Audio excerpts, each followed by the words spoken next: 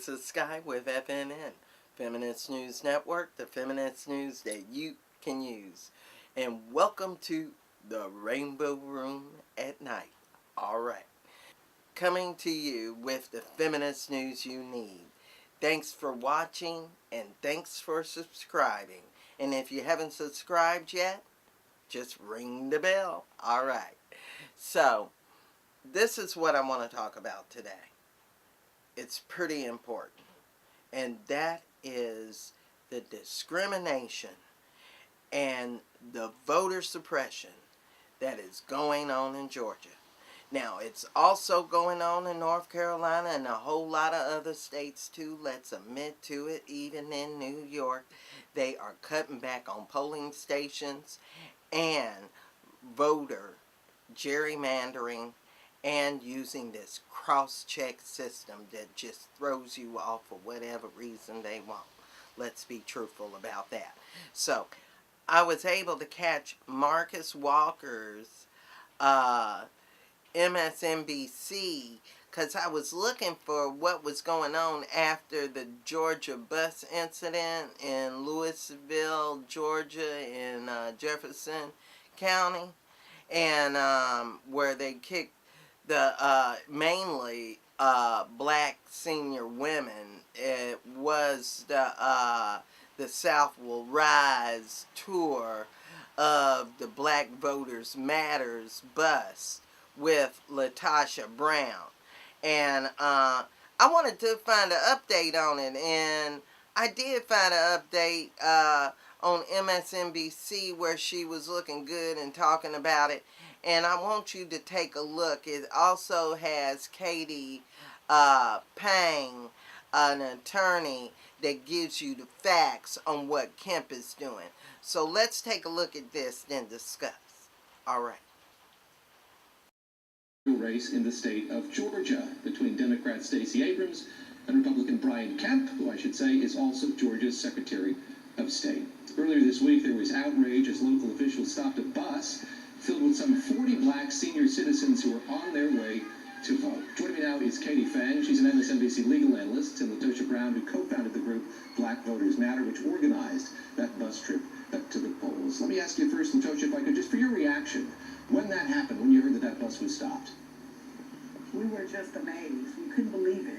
That we had an amazing time earlier with the seniors. We had a presentation. They went out to the bus. They wanted to actually go to vote. They had requested to go vote. And we got on the bus and we were chanting, and just as we were pulling off, the bus was stopped.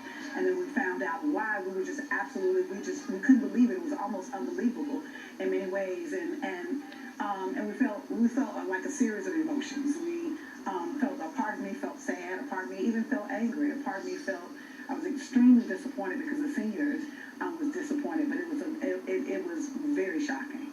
And they did make their way to vote eventually, I gather. What did they say to you about the experience afterward, about this having happened to them? You know, what's really interesting is, I think, their resilience and how strong they are, that even when the bus was stopped, immediately one of them said out loud, they were like, they want us to get off the bus, right? So they weren't really shocked, because these are people, let's think about it, these are people 70 and 80, and they've seen the spectrum of voter suppression. They've seen the tactics before. They've experienced a lot. And so as they were getting off the bus, many of them said, don't worry about it, baby, we're going to vote. We're going to vote. And then so we went down, we actually went back we drove 3 hours when we went back to Jefferson County on Wednesday. And when we were there on Wednesday, one of the women who was on the bus, she said, I got straight off the bus and I went and got in my truck and I went and took a friend to vote. And then there were others that said that they voted. So what it really did is it really strengthened their resolve, that they were determined that they were going to vote. So since that time, almost all of them have actually gone to vote. And it actually, they didn't just go by themselves. Many of them took a family member or went with a family member. So, David, as a trial lawyer, I'm driven by numbers and by evidence, and the numbers do not lie. Under Brian Kemp's tenure in Georgia, you've seen 214 voting precincts closed. You've had 1.5 million voters purged from voter rolls, and right now with 53,000 voter registrations on hold, and that is the subject of litigation that's been brought as recently as October 11th, 70% of those 53,000 registered voters are African African American. So, David, when we talk about voter suppression, it is so insidious and it's not totally in your face. You don't have an issue where a voter shows up at a poll and they're told, stop, you can't vote because you are African American, Asian American, Hispanic. That doesn't happen. And because it is so insidious, you have to look at the laws themselves. And it's a little bit of an ugly chicken and the egg cycle, because you need to get to the polls to vote to change the composition of your legislature. I mean, think about the fact that in the Trump administration, you have 84 new federal judges. Those are the judges that are going to determine whether or not an injunction is put into place to protect voters to be able to go to the voting booths. And because of that, it's very important to ensure that there's access to the courts to have this type of litigation heard, so that at the end of the day, you actually have the ability to get to that voting booth. You know, I think that people are really tired. Folks on goodwill are actually resisting and they're standing up. You know, Black Voters Matter, we actually launched what we call the South is Rising tour because we could feel it. Those of us that were on the ground could feel the frustration and that people want something different. People are demanding that democracy is built in this country, that we really actualize it. You know, as she was saying, I think there's some other pieces that we see even in this voter suppression piece. One, around, Brian Kemp has given a tremendous amount of discretionary power to these county officials. So you see incidents like what happened in Jefferson County, where you've got officials that are actually abusing their power in circumstances like this. And what even makes it worse is because of the gutting of the Voting Rights Act, where Section 5 was actually struck down, you don't have the pre-clearance clause that actually provides a mechanism of protection that even in this case would have possibly made someone like this county administrator think before he did such a thing. So I think it's really important. What we're seeing across the board and what we're hearing is that people are really fired up. People are frustrated with what is going on in this country right now, and there are people who are going to fight for democracy. And that as they do that, and as we go to the polls, I think you're going to see record numbers of voter turnout. Exactly. I gave you the finer points of it. Was the interviewer on the show? I don't even know what his name is. You know, he is of no consequence to me because Katie and Latasha's answers were way better than this man's questions. They just, you know, it's like they had an agenda to make sure people got informed no matter what he was going to say. So they did the right thing, most definitely. And Latasha really laid it down when she said there is a definite need for change, and it's a powerful want to make something happen. And that's what's going on in all these states that are being suppressed. And you could see it by the legal action they took on October 11th against the 53,000 votes that are being held now. And, you know, how can you even play the game if the umpire is playing on the team and taking score and refereeing? That ain't right. You know, if it's that rigged and noticeable, it seems like to me when Stacey Abrams asked him to step down, it should have been a given that he did.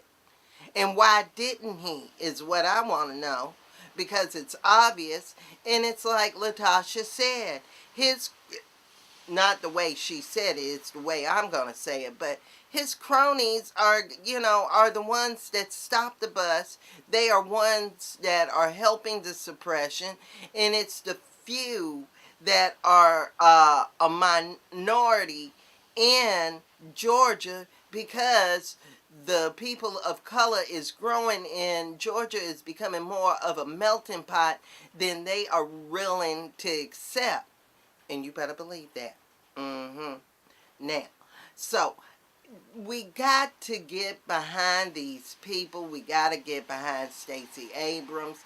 I'm going to put a link down for her if you want to help her campaign and join the movement, because we can't have it going like this. This is, we are in an era of hate.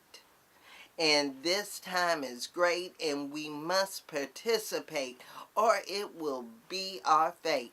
And you know, we got to stand strong, and no matter what's going on, we got to let them know that we are not going to be taken, and we're not going to sit out this one. We are going to be there. So if you need to let people know and send out some information on how and where to start a driving campaign, carpooling campaign to get people to the polls, because it's my understanding down in Georgia, some of those with over 214 polls being canceled out, we need to go ahead and start a carpooling campaign. That way we can get some of these seniors, voters, and people that just can't get there because they done set these polling places like 20 miles away from the polls, which is just craziness on its own. You know, let's help them get there. I'm quite sure that the Black Voters Matter bus will be on it to help a lot more seniors get to the polls. It is early voting right now, and what we got to make sure is that those votes that are being done now aren't suppressed, you know, because this is just too much that's going on, allowing Kemp to get away with so much. And I hope that the courts see and understand what's going on in this matter when it comes up. And he should step down. Now, they got upset about Stacey Abrams.